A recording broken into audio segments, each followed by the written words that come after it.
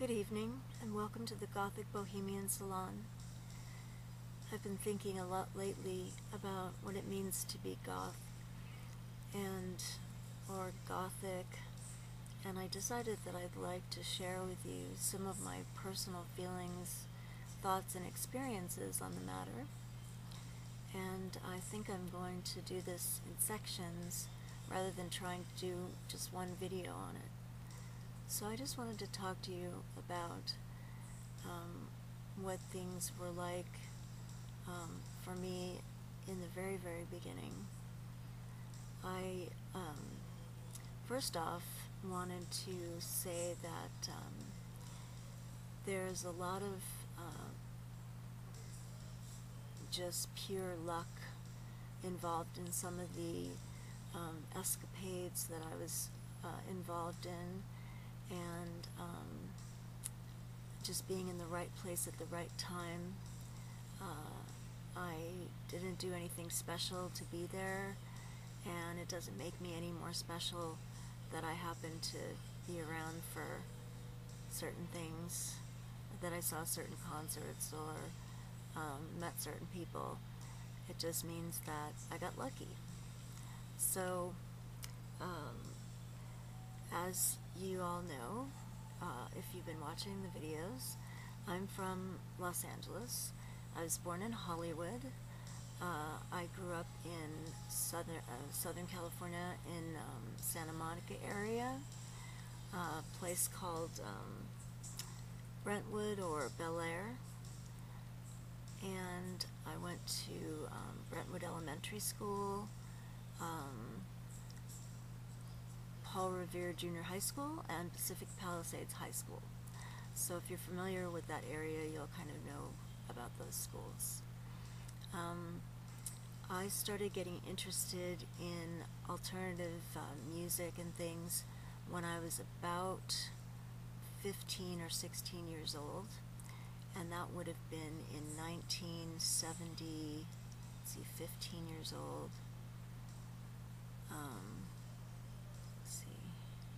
15, that's about, sorry, I'm really bad with numbers, but I guess that's about 1978 or so, 77, 78. So just around the time that punk was hitting a heyday, I became interested in it.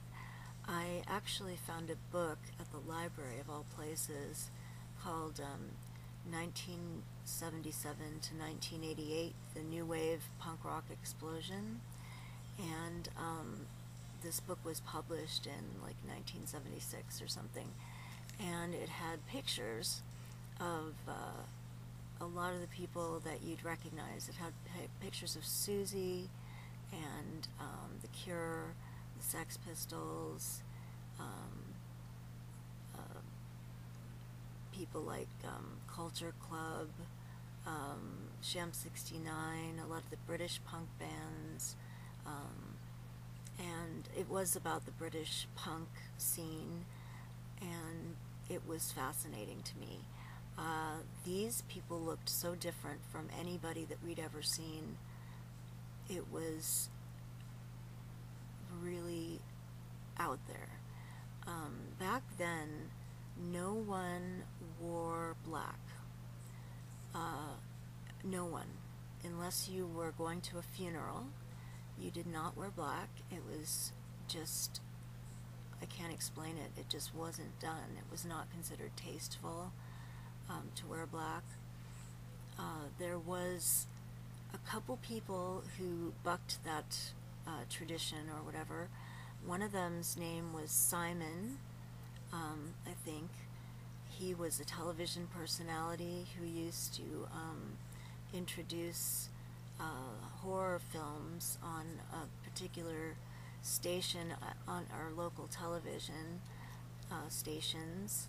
He had his own little show, kind of like Vampira, who was another person who wore black and corsets and looked like Morticia, basically, Vampira. And Morticia Addams, as you know, was based on the Addams family. The Addams family was from the cartoons of Charles Addams, and the television program was based on those cartoons.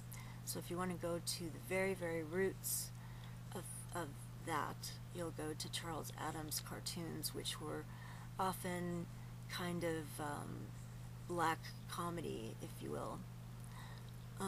So Simon was on TV in his little black suit and kind of a broad black hat of some kind. And Vampira was also on television as well when I was a child. We had the Addams Family, and we had the Munsters, of course, with Lily Munster. And then we also had Batman, that had a lot of very tight kind of latexy, rubbery type clothes, leather type clothes, and of course Catwoman, the first, on-screen dominatrix, basically. Batman and Robin were always getting tied up and about to be cut apart by machines and things, and it was all very fetishy and sexy, and it was meant to be tongue-in-cheek, but to a young person who kind of was inclined in that direction in the first place, seeing images of people being tied up is pretty interesting, I can tell you. Also, there were the Avengers and Mrs. Peel, who was another very cat-suited, strong female, wearing boots and leather pants and, things like that. But also there were other things that happened in the Avengers that were very kind of gothic and interesting.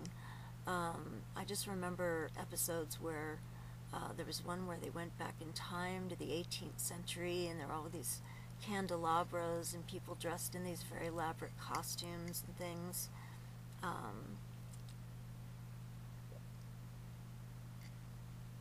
It was really different, and these things, I think, influenced us quite a bit. We also had film come out like Barry Lyndon, which was a beautiful 18th century film. The story of O came out around that time. There was sort of I don't know, it was kind of a strange era to grow up in. You also had on television, you had all the Hammer horror series playing. There was an actress named Barbara Steele who was extremely gothic in her looks and everything. So it was sort of like a hothouse for goths, really. It's not surprising that we got Elvira and a whole gothic subculture in Los Angeles. So growing up, these were the sorts of things that I grew up with and that kind of shaped me. And my mother and I used to watch these programs together. My mother actually looked a lot like the woman who played Morticia Addams, Carolyn Jones, and she used to get stopped a lot when I was a child with people thinking that she was Carolyn Jones and wanting her autograph. And she was very voluptuous. My mother, voluptuous. She had a very curvy figure, very nice figure. She wore black a lot, actually, when I was young. She was probably a beatnik. She was rather gothic. She loved horror films and all kinds of interesting things like that. We used to watch them together, like I said. She was an artist and drew cadavers. That was her job, was drawing cadavers and organs and things. She was a medical technical illustrator. She had a very morbid sense of humor, actually, and she loved horror movies.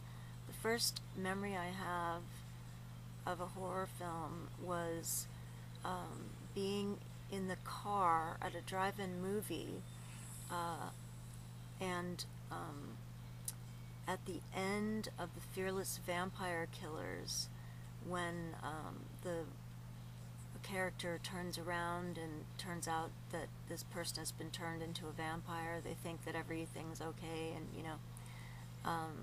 but this one character turns around and they've been turned, so obviously everything's going to start up all over again. I was horrified. I was a little child. I was like 4 years old or something, 4 or 5. But my mother was just laughing hysterically, and I couldn't understand what was so funny. But of course it was meant to be funny. I figured out later. So all these things, shape you when you're young, and really prepared me, I guess, in a way, for what was to come, which was death rock and the Gothic subculture. And I'll talk more about that the next time, and I'll be showing you some pictures and stuff too. But in the meantime, this is the Gothic Bohemian Salon, and that was a bit of the things that made me goth, where my gothiness came from and how it grew, which I'm going to share with you a little bit every week or so, and give you some interesting things to think about, some of the art and music and films and things that were influential at that time, and hopefully give you some new gothy things to find out about and enjoy, or if you know about them already, to inspire you to look for more. So thank you so much for joining me in the Gothic Bohemian Salon. Have a great evening. Good night.